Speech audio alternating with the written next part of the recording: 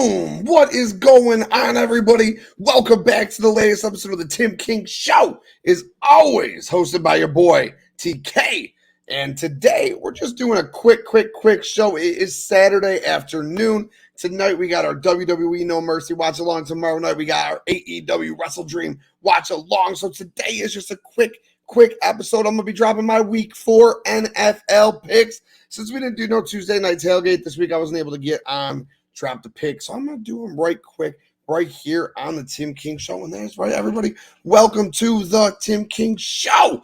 Glad to be back in the saddle right here. It is good just to hop on, 15, 20, 30 minutes, talk about whatever it is I want to talk about, whether it's NFL, NBA, that Dame trade was crazy, whether it's fantasy football, wrestling, AEW, WWE, whatever it is, hop on, talk about.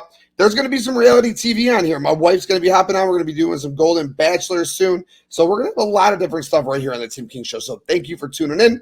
And please hit that like button on this video. I really appreciate it. And please subscribe to this network. As I said, we got these 2 watch-alongs going on this weekend. Plus great content 7 days a week. Monday, Tuesday, Wednesday, Thursday, Friday, Saturday, Sunday, live shows 2-3 times a day. Mad uploads if you like gaming, like wrestling simulations, all that good stuff. Check that out as well.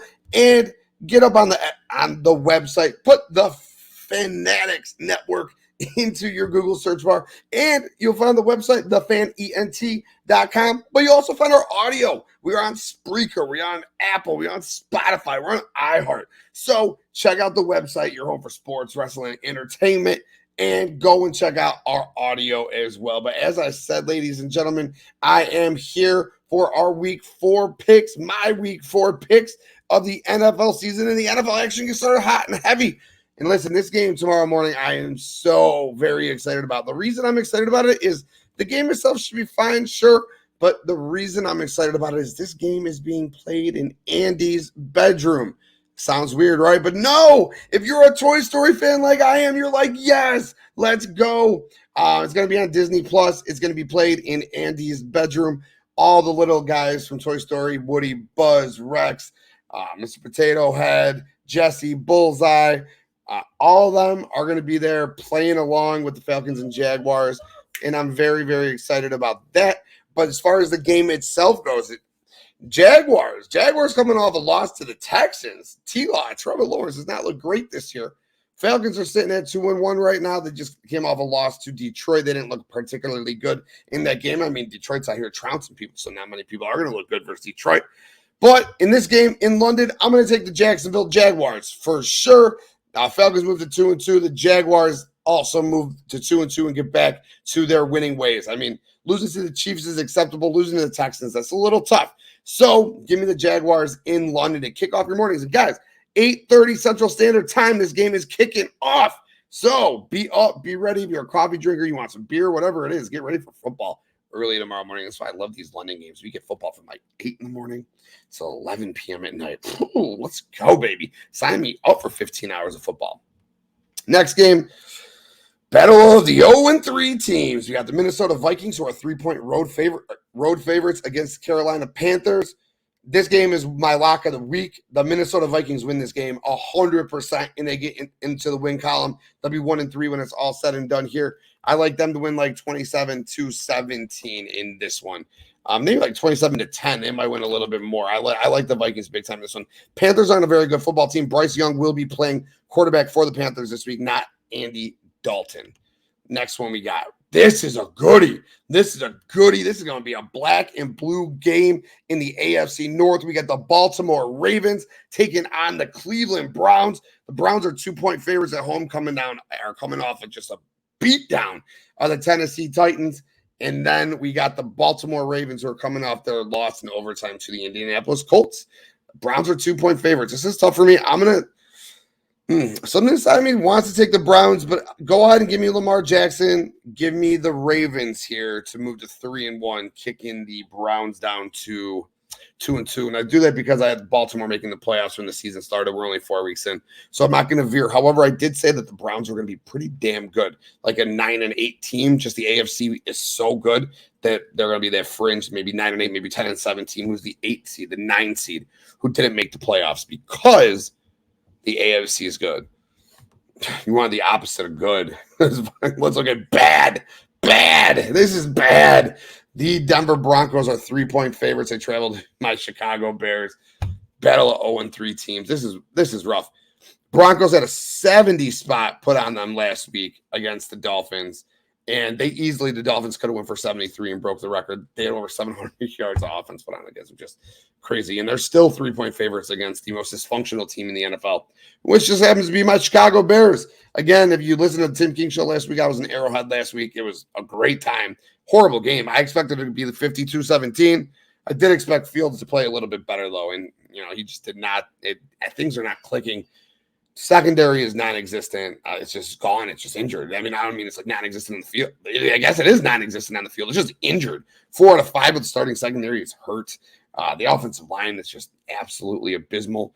You got guys like Chase Claypool. Chase fuck you pussy. Chase Claypool asking if he's being used properly in this offense and saying no. Fuck, who are you? That's the worst trade I can remember in Bears history. 32nd pick overall in the draft for that fucking clown. Give me a fucking break. Listen, though, if you're the Bears, if you don't win this game, when do you win? Denver's just as dysfunctional. At least they got Russ, though, I guess. Competent head coach in Sean Payton, who's been there, done that. I'd like to say the Bears. The homer in me would want to say the Bears, get off the schneid. We haven't won a game in 13 games. We are coming up almost on a full calendar year since we've won a football game. I'm going to take them. I'll take the Bears. I don't fucking want to take the Bears. It's gross. But I'm going to take the Bears because, again, if not here, win. So if we lose this game, I'm very confident we're going to go and get the kid who I just watched rip it up today, Caleb Williams. And we'll probably ruin him like we ruin every other quarterback who we've ever had. But I guess give me the Bears because if not now, win. Steelers going on taking on the Texans. This is an interesting battle. You got a battle of 2-1 Steelers taking on the 1-2 Texans. Again, the Texans upset the Jaguars last week, and the Steelers took care of business against the Raiders on Sunday Night Football. I'm going to take the Steelers in this one. I don't think the Texans are ultimately that good. I think they're a try-hard team, which we knew they would going into the season. I said they'd win like 5-6 games, which is why I didn't think they'd have the worst record in the league, which is why I thought, the Carolina Panthers pick might be that number 1 pick that we'd be able to look at a Caleb Williams or like a number 3 pick where we could look at a Marvin Harrison Jr. But, we're so bad and the Panthers are so bad. We could be looking at 1st and 2nd overall pick at Caleb Williams and Marvin Harrison Jr. Put them together. I know, Tim, that's not what we're here to talk about. We're here to talk about the Steelers and the Texans. Give me the Steelers to move to 3-1. What? Crazy. But CJ Stroud has looked great early on this season. Through 3 games, he's got 6 touchdowns, 900 yards passing, no interceptions. He's not turning the ball over. We knew this team was going to play hard for DeMeco Ryan, so it's good to see for the Texans. Let's keep it going. This is the game of the week, right? You got the 3-0 Miami Dolphins taking on the 2-1 Buffalo Bills. Buffalo should be 3-0. It's fucking that game on Monday Night Football to start the year. That game was just so weird. The Aaron Rodgers injury, all those Josh Allen turnovers. Buffalo should be 3-0 right now as well. This should be a battle of 3-0 versus 3-0 in the AFC East. This is definitely the game of the week right here. Tua looks great. Actually, ironically, Tua's numbers are the exact same this year as they were last year at this point. Kind of wild if you think about it. Give me Buffalo, though. Buffalo is 2.5-point favorites. They are the home team. That's where you get your 2 points from. It used to be a field goal if you were a home team. I give you 2 points if you're the home team. So it's a pick-em game. These 2 teams combined last week for 107 points. The Dolphins put up 70. They won 70-20. And Buffalo trounced the Commanders 37-3. Give me Buffalo in this game, though, to move to 3-1 and to move atop the AFC East early on in the season through a quarter of the football season. Keep it going. You got the Commanders taking, as I just said, they were trounced last week, 37-3. They moved to 2-1 on the season, though. They were 2-0 going into that game against Buffalo, taking on the Eagles. It's a big, heavy-hitting NFC East matchup right here. Sam Howell has looked good early on in the football season. The Eagles, though, are the Eagles. They look fantastic. They're the best. You could say San Francisco, but I don't see any fallout from the Eagles from last year. This team looks great. Jalen Hurts looks incredible. Devontae Smith is the same Devontae Smith. AJ Brown, had his little qualms a couple weeks ago, but that's going to all work itself out. He will get the ball. No one can stop the push. People are crying about the push. Chris Sims out here saying a fucking headhunt on this kid. Get out of here, you clown. You can't stop it. You can't stop it. The Eagles win this game. The Eagles smoke them. I don't know if they win by 10. Eagles win by 10. And what's the most disheartening fact about the Eagles for me is Jalen Carter. Jalen Carter on paper is a top 5 PFF rated defensive tackle in the league right now. We traded down one pick for a 4th round pick where we got Tyler Scott out of it to get Darnell Wright, right tackle. And if you go back to we were doing a watch along in the NFL draft, and I was just like, get the fuck out of here. That trade was so bad. Jalen Carter was the top 2 prospect going in before all of his, offseason mishaps happened. But since we're such a clean organization, well, this is not a bear show, Tim. Keep it going. But the Eagles front is nasty on defense. The front is nasty on both sides, but the Eagles front 4 is still just disgusting. Give me the Eagles to move to 4-0 start this year. Ooh, very interesting game here. You get the Bengals taking on the Titans, a battle of 1 and 2 teams, battle of 2 teams who could easily be playoff teams. Ryan Tannehill is still Ryan Tannehill, though. Joe Burrow's injury has definitely hurt the Bengals to start the year, and fantasy teams all around the world, which is why the Bengals have started 1 and 2. Huge win on Monday Night Football over the Rams. They needed Joe Burrow to come and play. He came and played. I mean, him just being out on the field is a huge reason, a huge catalyst as to why they're going to win games. If he's not out there, they're not going to win games. So he had to be out there. He was out there. So the Bengals went ahead. They took care of business against the Rams. They moved to 1 and 2. Titans got trounced by the Cleveland Browns this past weekend. Give me the Bengals. The parlay, 2-team parlay this weekend. I said the Vikings are my lock of the weekend. This game is almost close. This is like right there for me. But 2-team parlay, since not spreads, just money lines. Cincinnati Bengals, Minnesota Vikings. I think it comes out to a plus 140. Throw a bill down on that. Throw 2 bills down on that. Both of those teams are winning that game for sure.